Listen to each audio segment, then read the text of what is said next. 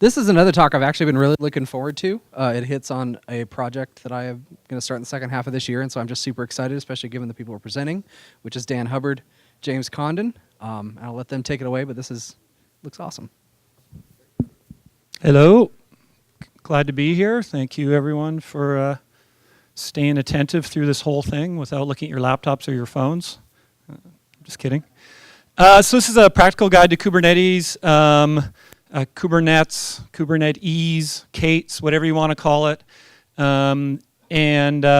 If you're not familiar with Kubernetes, I'm not going to spend a lot of time going over what Kubernetes is, but there's a lot of great resources online for that.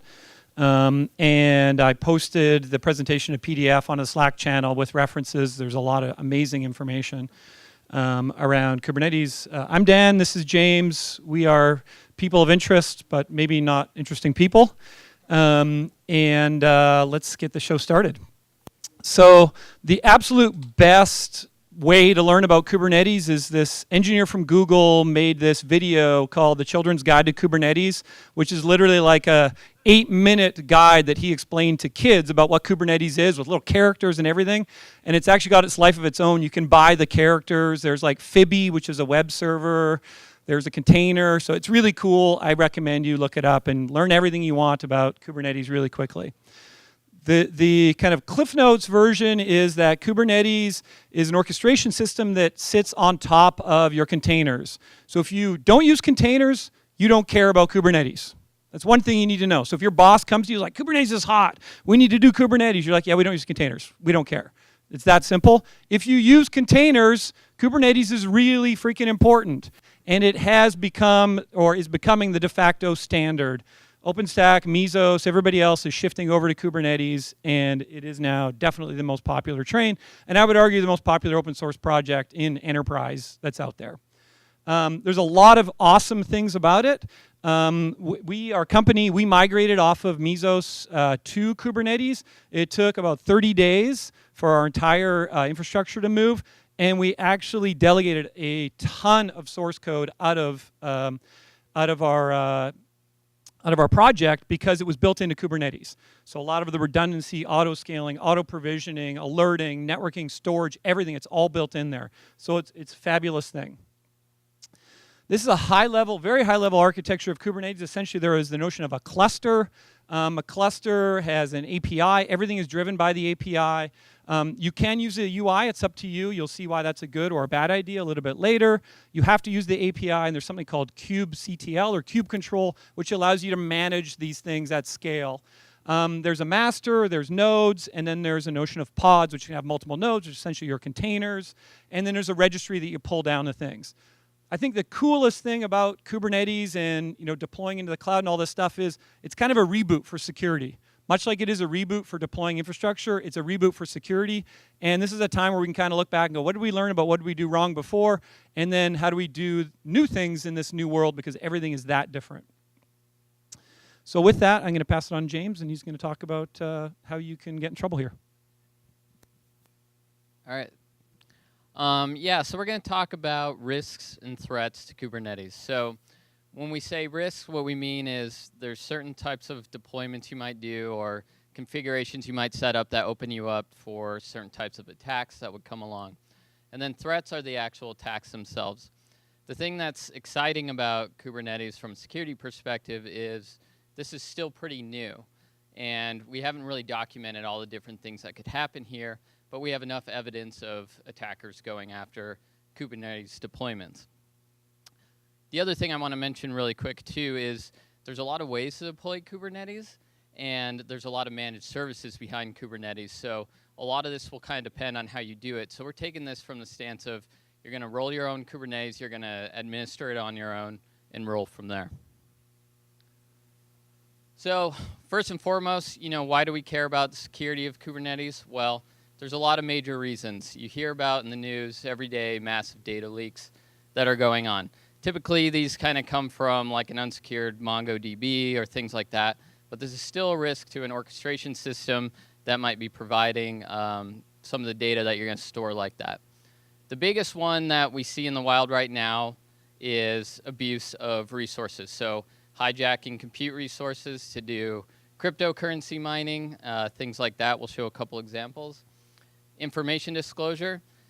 Generally, if you're the owner of a Kubernetes cluster, you might not be too worried about information disclosure, but attackers profiling, trying to learn what your infrastructure is, some of those pieces of information are going to be very helpful to them.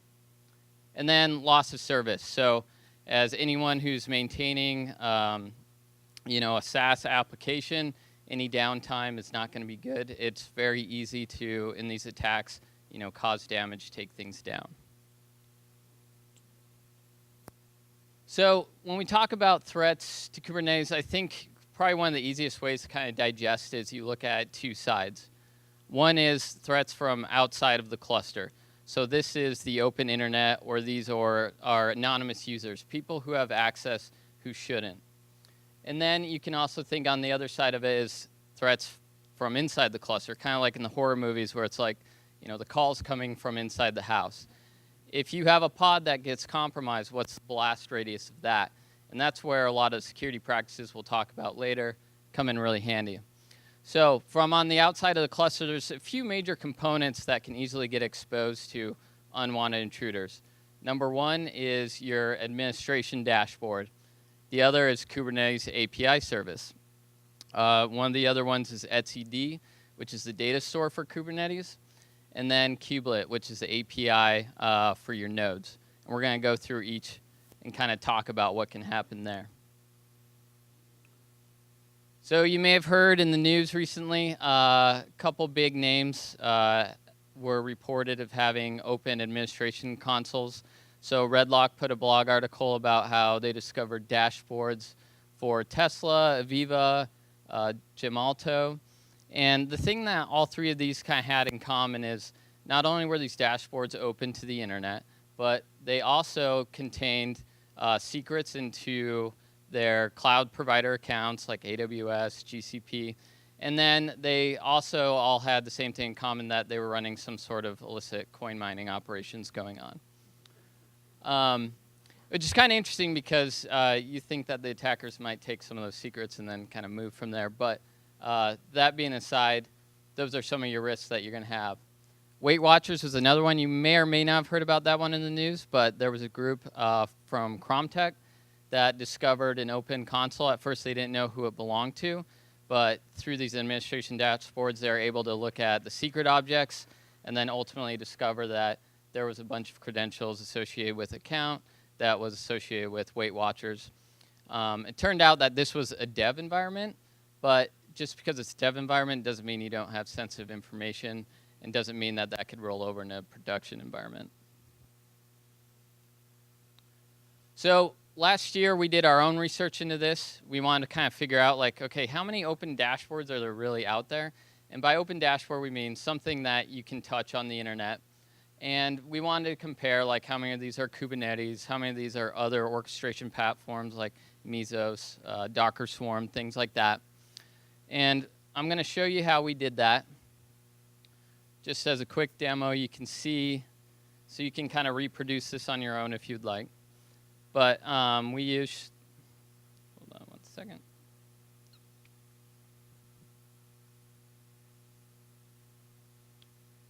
So we use Shodan here. I assume everyone's pretty familiar with Shodan. I don't know if anyone hasn't used Shodan, but I'll give you a quick rundown.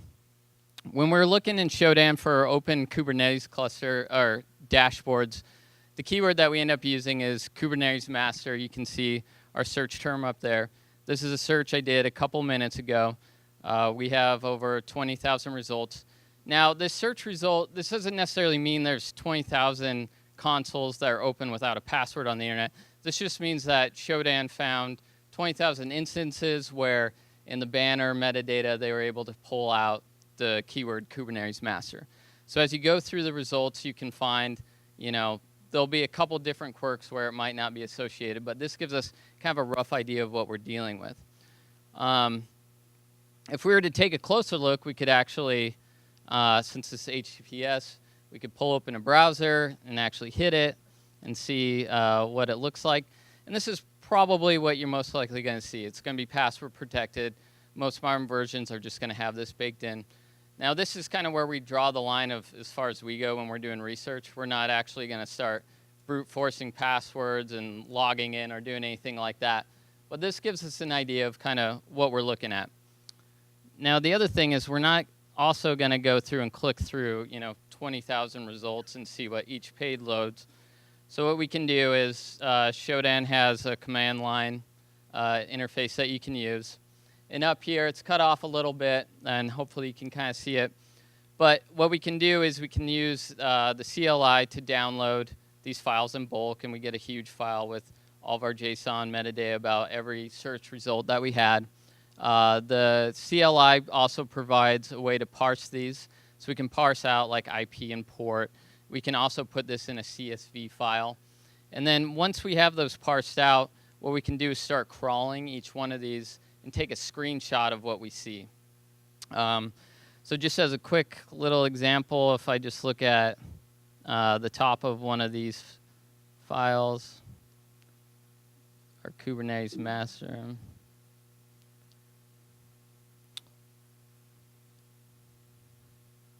What we see here is, this is the first kind of hits that we get as we go through. So we're going to go through, crawl all those, and see what the results are.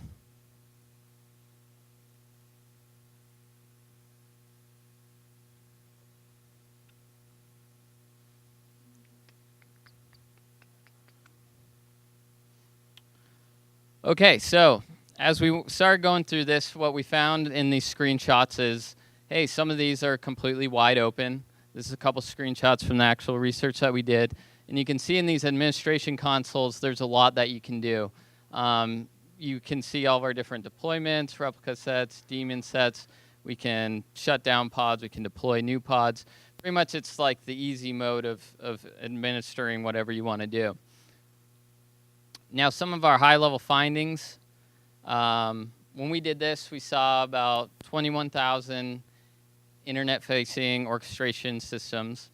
And then of that, about 95% was on AWS. That doesn't mean that AWS is less secure or something. It just means it's the most popular platform to run these on.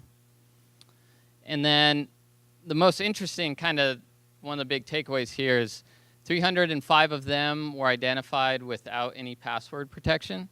And so that's just, you talked about Tesla and some of those others. There might be another handful or maybe 100 different other people associated that might have something like this going on. And then our biggest one that we saw, because we were also looking at Mesos Marathon and things like that, was Kubernetes, so 78%. Since we did this in July last year, I guarantee if we did this today, that number would probably trend upwards a bit.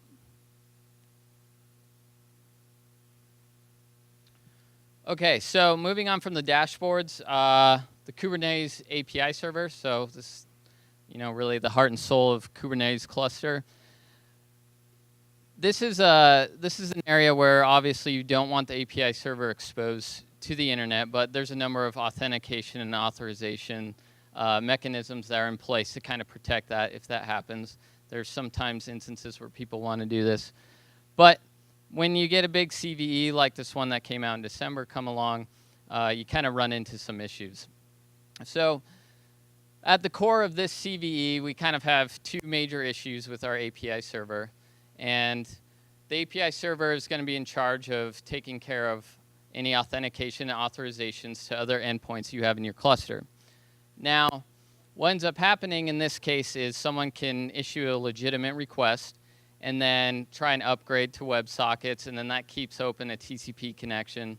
And then they can connect back and bypass future authorizations. So we see two major manifests of this. One is anonymous users can make service discovery requests to aggregate API servers. So there's two major ones, metrics and service catalog. And then what they can do from there, Twistlock and Vic did two different POCs. In the Twistlock one, what we end up seeing is they create a discovery call request to metrics using anonymous user. There's not much that they can do on the metrics server. They try and upgrade. They end up being able to go back in with a service account and leak a bunch of information on all pods and namespaces from metrics. Another major component that we have to protect is kubelet. So kubelet is the API endpoint for all of your nodes. It has authentication and authorization mechanisms as a part of it. But in our default configuration, and these screenshots come straight from the Kubernetes documentation, is that they allow anonymous requests. So anonymous user is not going to get rejected. And then kind of the big one right here is that these authorization, the default set to always allow. So an anonymous user who's talking to kubelet could ultimately have kind of free reign on what they want to do with their requests. When they design this, the idea is that the kubelet is not going to be accessible by anyone but the API server, maybe some other components.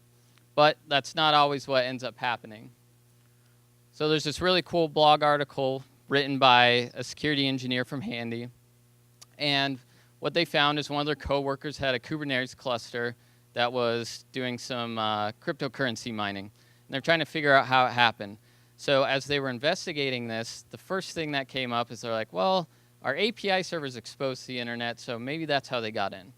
But as they started to dig deeper, what they found is, well, the API server has proper authorization using certificates, so that's a little bit unlikely. But wait a second, our kubelet API servers are accidentally exposed to the internet, and HTTP and HTTPS endpoints are available. So even though those are available, what can you do as an anonymous user with authorization on always allow? Well, it's not clear in the documentation for Kubernetes how you do this, but what they're able to do is come up with a proof of concept where you do a sequence of requests. You start with a post request with the command that you want on the pod that you're looking at, and then that gives you a redirect, and you can open up a WebSocket there, and that ends up getting executed. So what ended up happening is someone scanned, found that this was open, and then ultimately deployed a coin mining script that was running in their containers. Something else interesting that came in the news this last year is, and this wasn't necessarily kubelet API being exposed to the internet, but as kind of some of the same similar themes there, is there was a server-side request forgery in one of the services that Shopify was using, and a security researcher was able to find that by exploiting this, they were able to dump the kubelet certificate and kubelet private key for this subsection of the deployment, and then they could actually replay those credentials to get root access into any of the pods that they wanted. So kubelet can be very powerful. You need to make sure that it's not open. So etcd is an open source distributed key value store, and it's used as the backbone for Kubernetes. By default, it has no authentication. It does have the capability to do certificate authentication, but it's meant to be deployed and only have the Kubernetes API server talk to it. And then the nice thing is it has a very, very easy to use REST and gRPC APIs. So one of the things that we want to do is check out, like, okay, there's a bunch of exposed dashboards. Are there any etcd servers, databases just kind of sitting out on the internet? So we go back to Shodan and did this search earlier today. See that we see about 2,400 of these via Shodan. Now, again, this doesn't necessarily mean that these etcd databases are actually being used in a Kubernetes cluster, but when we took a closer look, we saw by the naming schemes that a lot of them were. Now, the scary thing about this is, since this doesn't have authentication by default, anyone who can access it can just hit that REST API and start dumping what's in the database. So to show you an example of what that looks like, we didn't hit any of the IPs that we don't own, but we did go ahead and set up our own little honeypot to kind of see what would happen. So to show you how easy it is, this is just a curl command hitting this IP address. This is our etcd database. And all we're doing here is dumping out all the keys that are inside of it. And what we end up getting back, this is what we set up. You can kind of see what we have here. But why this becomes so dangerous is if you're in Kubernetes and you create a secret object, that's going to be stored in plain text in etcd by default. It's going to be just base64 encoded. So another blog came out earlier in the year where a researcher kind of went through and started probing some of these etcds, and by like the third one, they found ones with credentials to different AWS accounts, other parts of people's Kubernetes clusters. So this is another very important piece of the puzzle to get locked down.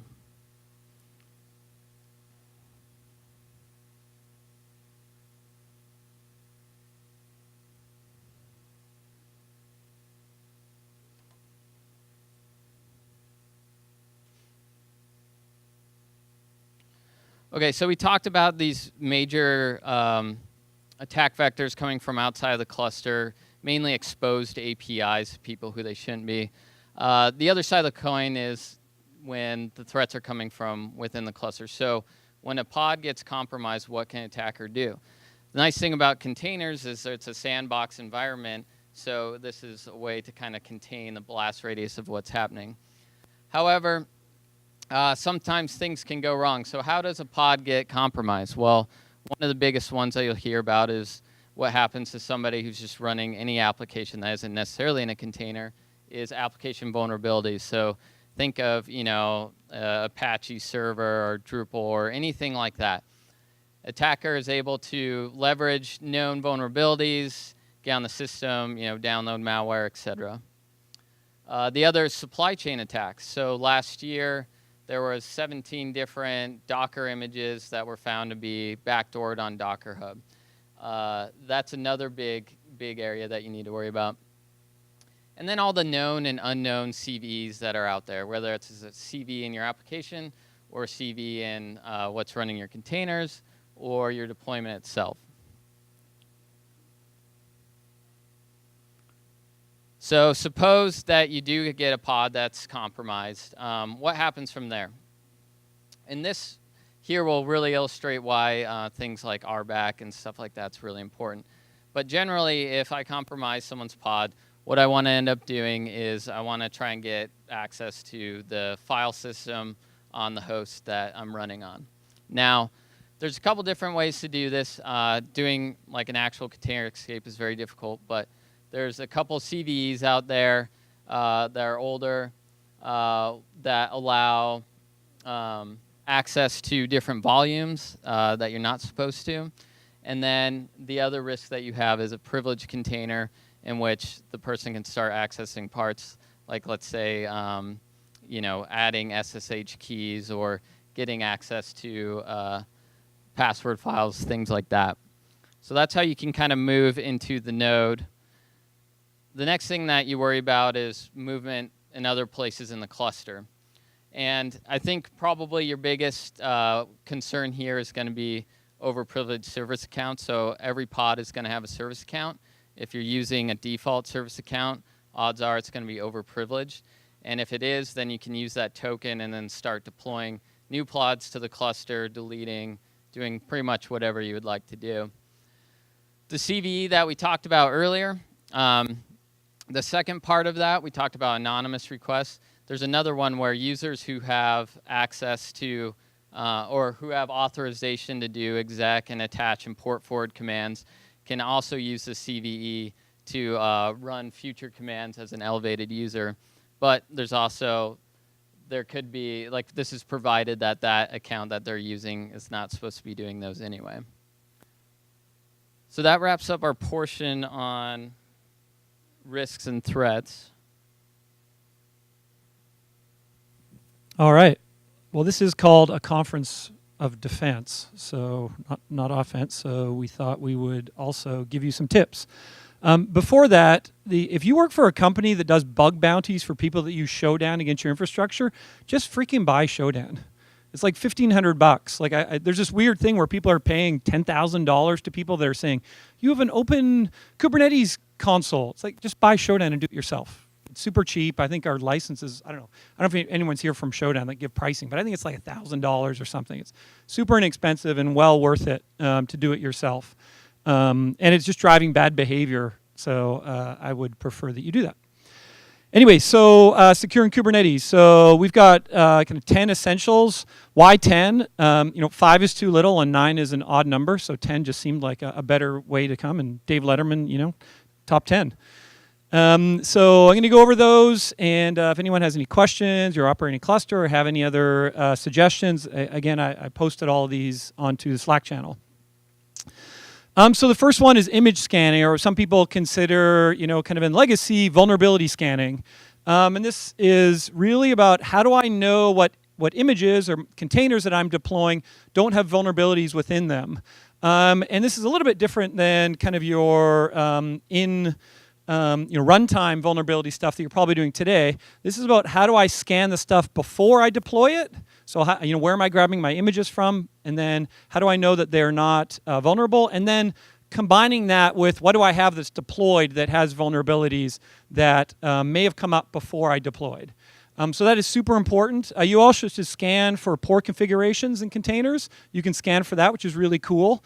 That's pretty hard to do in a number of other systems, but imagine in kind of a legacy world where you could look at a machine before it gets deployed and see if it's got some bad config, like no admin password, and then it gets deployed. You can do that here. You can look for keys. So look for keys within your containers that are hard-coded in there.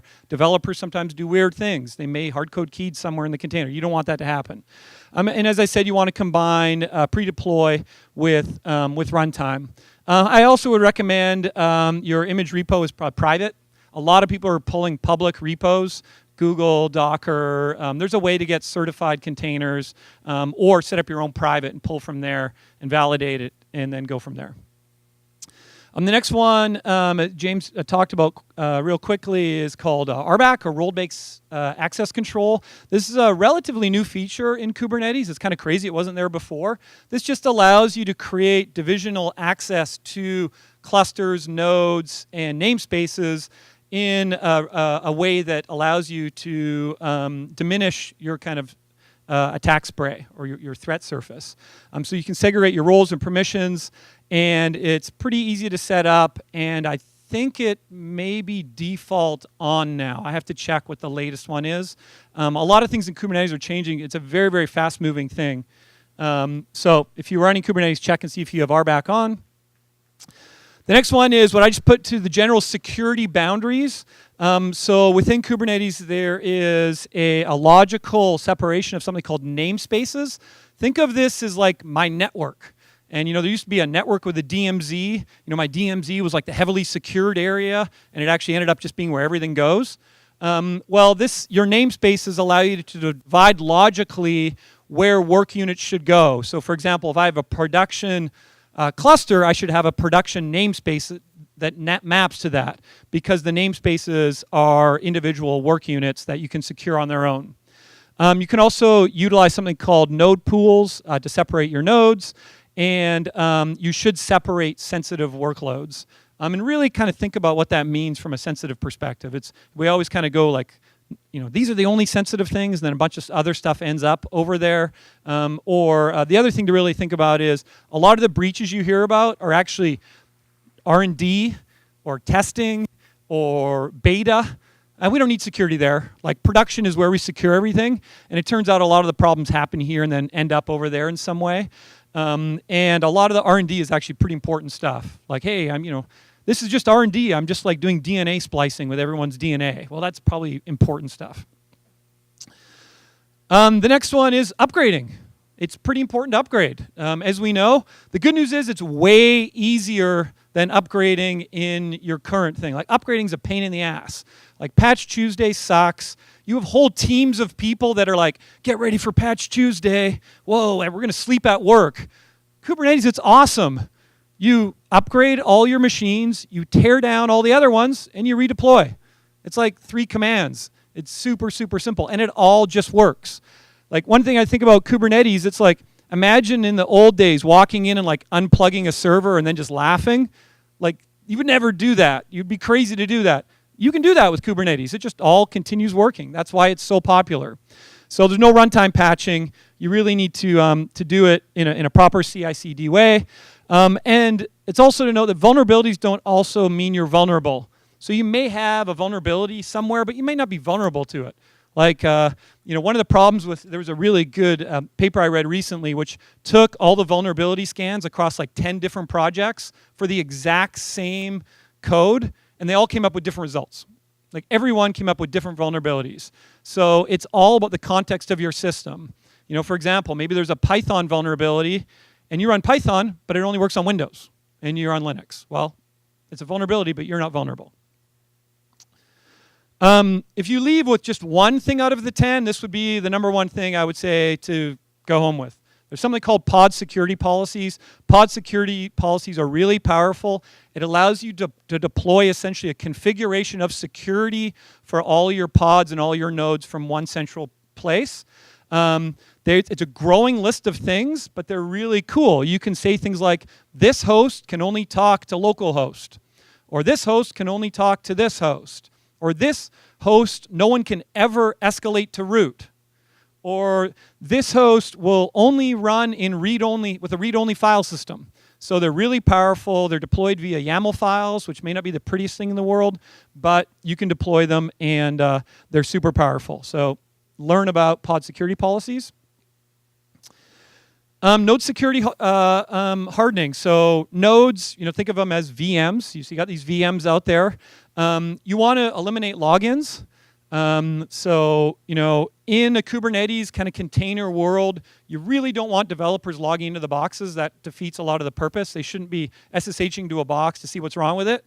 They can SSH to one of the other boxes non-production, see what's wrong with it, and then fix it. That's not always as easy as it sounds, but you want to eliminate or mitigate logins. You want to use read-only file systems. It's pretty hard to get malware on a machine that's read-only. Try it. It takes a much more sophisticated attacker to do something there. So CoreOS, for example, is read-only. Use CoreOS, it's awesome. Or just deploy your containers as read-only. You want to move towards least privilege, and I could spend 2 hours kind of talking about least privilege, but least privilege is something that's like really cool to say. It's really hard to do.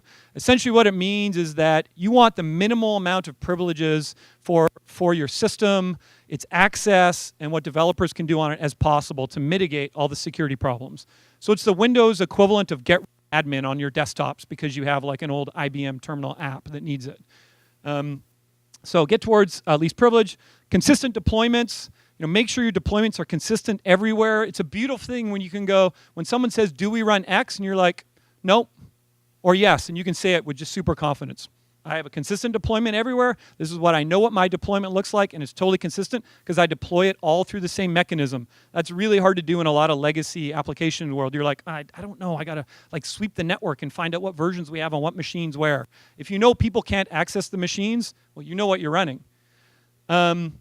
There's something called atomic deployment validation, and run as non-root.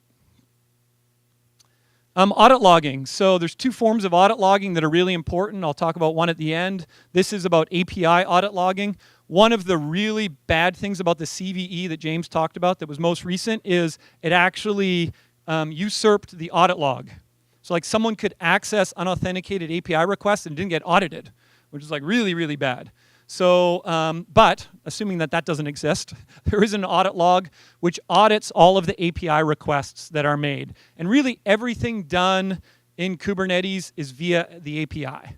If someone's doing something not via the API, there's something really weird in your infrastructure, or you're doing something really wrong. So that means you need to audit all of it. You also should log as much as you could afford. There's always a time when I wish we had those logs. So look at Glacier or some other cold storage service where you could bring the logs back in some way. And if you're working in public cloud, there's a lot of those that are available, and they're pretty cheap nowadays. And it's a big forensics fire hose that it's kind of like backups. Like backups are really awesome until you restore. And you're like, oh yeah, that backup never really worked. Well, audit logs are kind of the same thing. You're like, wow, those audit logs are great, but I need to be able to query them. Just because I have the audit logs doesn't mean that I can query them. There's also kind of this interesting new thing around compliance. And compliance was like one of the most boring things ever. Sorry if you want an auditor or in compliance, but it was like, oh, the auditors are here. And they usually do something that's totally relevant to what you do. And they have a bunch of checks that are irrelevant to you. But real-time compliance and audit config become really, really important when infrastructure is code because things change really quickly. And the developers can program all of this stuff really quickly. And what that means is typically most of the problems that we see are config and audit changes that have been made. They just didn't know. So the ability to look at those in real time is really important. It's not a semi-annual, monthly. It's like an hourly or real-time thing where you're looking at all your configurations. And one of the good things to look at is the Cis Benchmarks, which is a good set of things to look at. Whether there's one for Kubernetes specifically, there's ones for GCP, there's ones for AWS, there's ones for even Azure, where you can look at all your configs and decide whether or not you're failing or passing kind of known audits. It's also a really nice report you can give to your auditors and go, hey, we're pretty good. We're PCI based off of this report. And they're like, oh, that's really cool. Host audit logging. So there's some great tools, OSSec, OS Query. Of course, there's vendor tools available. But the reason why I believe this is really important is because it's becoming very, very hard to collect telemetry in the network. It's all encrypted now, or hopefully it's all encrypted. Like I say, like a big signal is if you see unencrypted traffic in your data center, that's probably bad that's going on, or you haven't deployed properly. So most of the traffic's encrypted. You can really only see kind of the 5 tuples of source, dest, and ports. And sometimes ports may be masked in some way. So it's becoming really hard. Not only that, in Kubernetes, there's service meshes that get created where it all goes over a VPN. So it's all IPsec on top, and then you got SSL below, and TLS and all these other encryption protocols. So breaking that apart is just very difficult for most people, minus maybe some governments. So the network is becoming less of a good signal than it was in the past. Furthermore, the workloads are ephemeral. So like your workload that was there an hour ago is moved and is gone. So if you're just looking at network traffic and you see 2 IP addresses, well, what were those IPs? I don't know. The machines are completely blown up and I've got a whole new machine that's, didn't exist an hour ago. So the ability to log and audit the things on the machines themselves becomes more and more important. Remember like, I don't know how long ago, it was like 5 years ago, you could ask someone like, what's the IP address of your web server? And they knew it. Like, what's the IP address of your mail server, your web server? Be like, oh, it's like 213. Now it's like, I don't know. I don't even know how many I have. Like, how busy is it? And, I may have 10, I may have 2,000. I don't really even know. There's no like physical thing. I don't look in the data center anymore. You also, with an agent, of course, you can correlate all your indicators. There's a lot of, as I said, a lot of great options for this. Linux obviously has a lot of really good tools. Watch/proc, Audit D is really good. If you can create PCAPs and look at other signals in there. Linux auditing is way better than Windows. I don't want to build a religious debate here, but there's a lot, like almost everything is audited. Everything in /proc existed at some point. It's really hard to circumvent that in some way, and it's in the kernel, so it gets difficult. The last one is, the security people need to get, let's talk about developers first. So one of the big issues here is that the developers are becoming one of the weakest links. So you do all the security and everything else, you're like, oh my God, we have keys, we rotate keys, they're on the machines, everything else.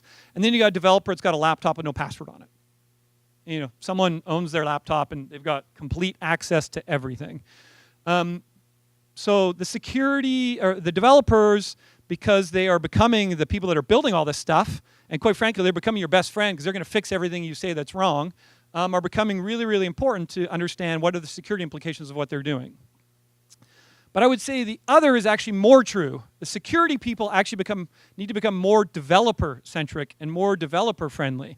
In fact, I would argue that developers are way more security savvy than security people are a lot more developer savvy.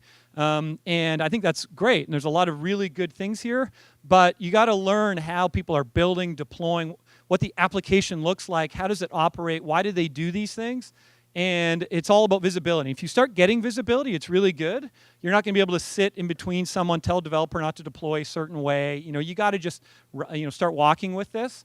And I think we're kind of in between this old school, like the firewall is everything world and immutable for everybody and least privilege. It's just not realistic to go to everyone and say you're going to do this. So I would say, level up in some of these key areas if you are using technologies like Kubernetes, Docker, and of course, anything public cloud. So that's it. That's my email. That's James' email. We're on the internet. You can find us. Otherwise, anyone have any questions? I will buy 10 dozen donuts if someone has a good question for breakfast tomorrow. All right. Yep. Yep. Yes. Yes. So immutable is a key tenet of deploying, which essentially is you can tear down stuff without anything being affected, and you have a consistent deployment with the ability to know what is running at any time, from any place. And the most important is that people aren't basically messing with systems in runtime. That's like the verbose Wikipedia version of it. And it turns out that modern developers want to work this way. They don't want to log into machines. They don't want to look at them. And once you get to that place, it's really, really good from security. And some reporter called me recently and said, I'm doing this article on why Docker and Kubernetes are the biggest security problem in history, and this is going to be crazy and the world's going to fall apart. And I was like, well, actually, I don't think that's really true. If we get this right, this is way more secure than where we were coming from. It's just we got to figure out what that middle ground is in between now and when you get to least privilege and immutable and all these other things. But certainly these things are built way more robust than deploying Windows boxes all over the place with a firewall and a DMZ that doesn't really exist.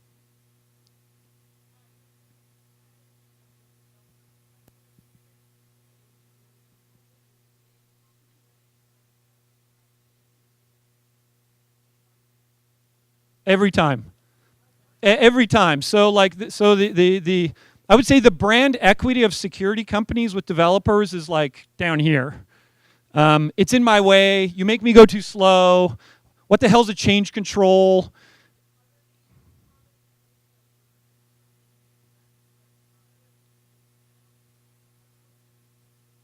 Well, I would say don't shove a traditional tool into the cloud. Don't cloud wash would be one. Hey, my firewall can be virtualized and you can deploy it in the cloud. No. My antivirus works just as well on Linux as it does on Windows. Nope. Be very, very careful of being inline. It's more about detect than prevent. It's more about orchestration and automation than it is about how do I kill packets and stop things from running. What else? I don't know. What other common security things people yell at? Yeah.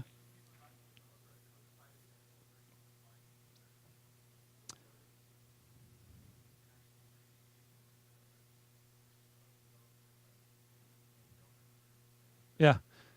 Yeah, that's a great. Just for the video, the suggestion was, give code examples instead of telling, or walk through, and that's why kind of getting up to the development side is really important.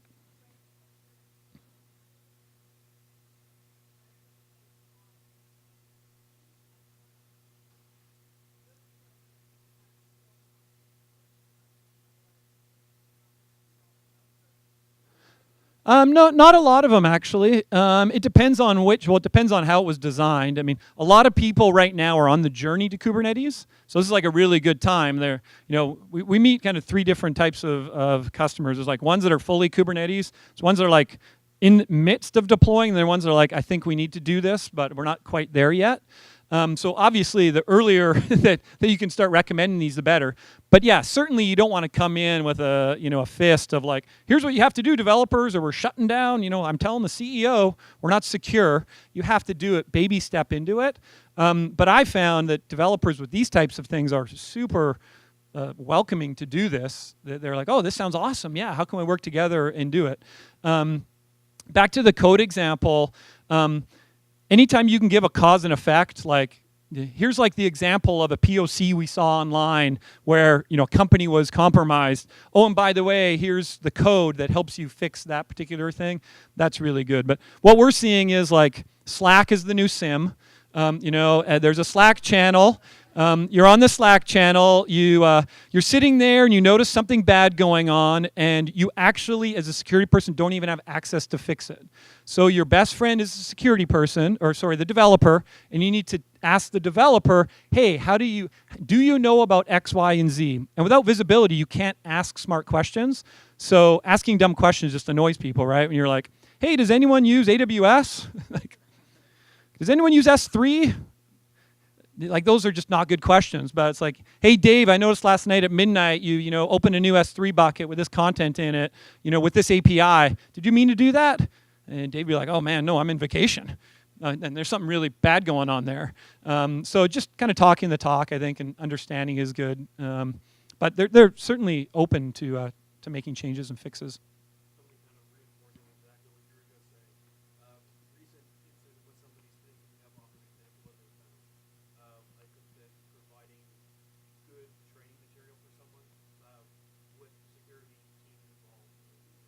Yeah. For example, not open up management course videos, which is something like this. And as soon as they knew it was a problem, they went around and quickly. Yeah. Yeah, so the suggestion is more examples, of real world things that have happened, I think are great. Also, kind of doing it yourself sometimes is cool. Hey, I noticed we're on Showdown. That doesn't seem like a good thing that you can get to our management server, from there. Yeah.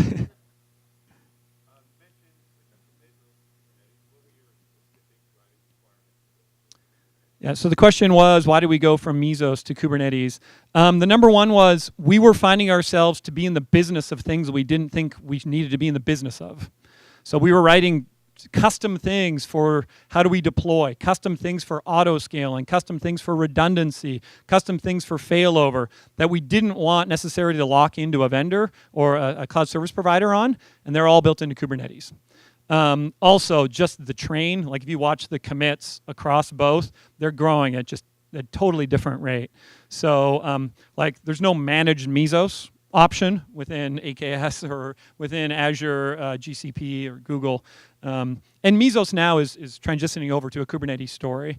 So it's just mostly momentum in projects. And if you ever want to get a glimpse of Kubernetes and what's happening there, a really good conference is called KubeCon. It sells out really quick. It was in Seattle this year. Next year, it's in San Diego. Go San Diego. And it's an awesome conference. It's a good place to meet developers and hear about security stuff or new things that are happening. And I would say it's arguably almost better than DockerCon now. It's got a good set of stuff. But it sells out really quick, so check it out.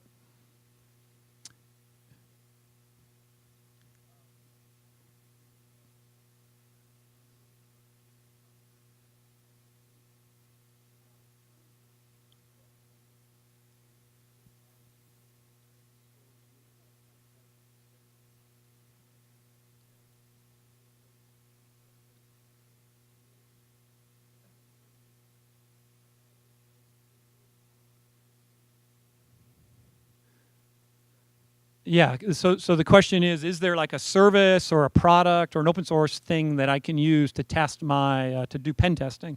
The answer is yes. There's a number of them that are out there, and there's a number of services that are doing it. There's a good one, plug to Rhino Security Labs, like Rhino, like Rhinoceros Security. They have one specifically for AWS that will allow, think of it as Metasploit for AWS. So you can actually run it. There's different modules you can run, and you can test things. So there is a growing number of security tools that are out there. If you ping me on Slack, I'll send you a few links around. But the answer is there is not a piece of hardware you can buy to do this. That's not really the way it works.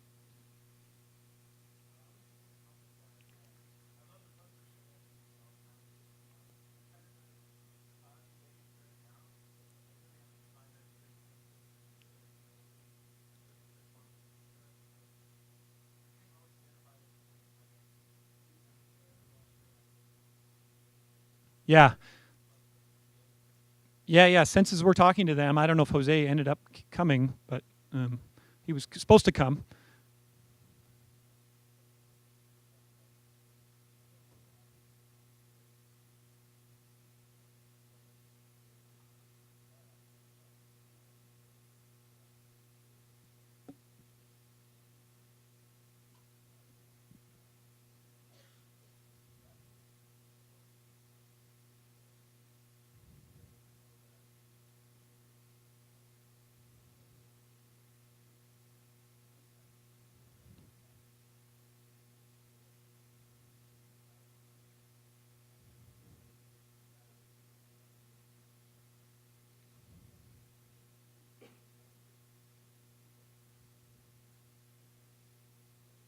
No, so the question is, can you label? So Kubernetes does have an artifact called a label. Think of it as a tag. The tags are things that you're tagging your workloads from, but they're not exposed, obviously.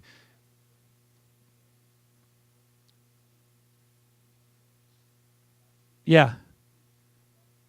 It is. Yeah, they come and go really, really fast. Like you couldn't really report to Google this IP address had this problem, at this time. It just, the information is really hard. Now, most of it's natted in some way.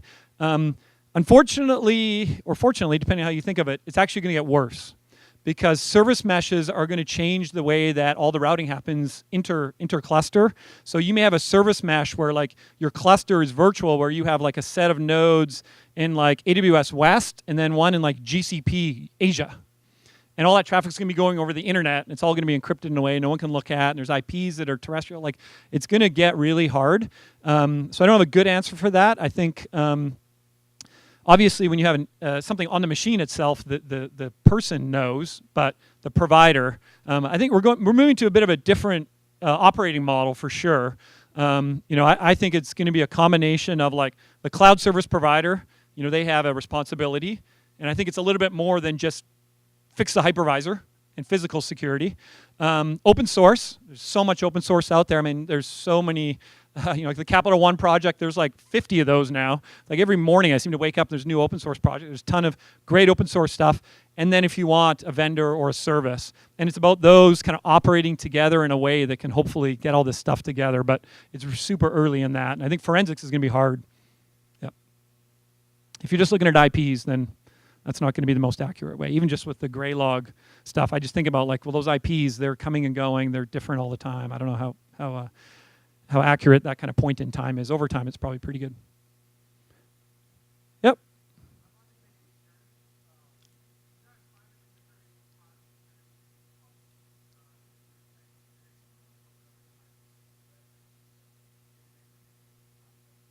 Yes.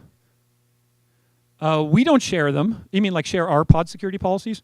I'm not sure that would be a good idea, but they're pretty simple. The pod security policies are pretty simple. There's not a lot you could do right now. I can tell you the one that we use religiously is no escalation and read-only. Those are two that we use across every machine, every VM, every node, everywhere. We don't do service meshes yet. It's still pretty new. I don't know if anyone else, do you have any other? You're a big Kubernetes shop at Capital One.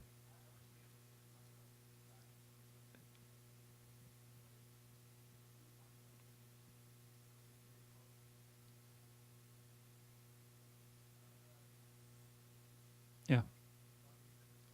Yeah. We're also really careful, like on what images can run. Like if you think of it, containers are so different in that, imagine if in the legacy, if you just allowed anyone to buy a server, put it in a rack, and install whatever they wanted on it. That's kind of what it is. You just go get a container that includes bits that run as, a machine, with applications and everything else in it. So you got to make sure that's consistently understood. And a lot of the times you run in this gap between, I'm just doing research or about to deploy, and we all know what happens with that. Well, the research cluster becomes the cluster.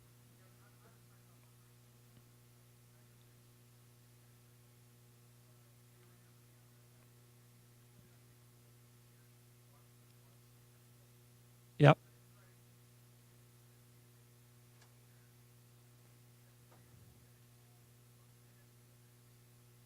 Yeah.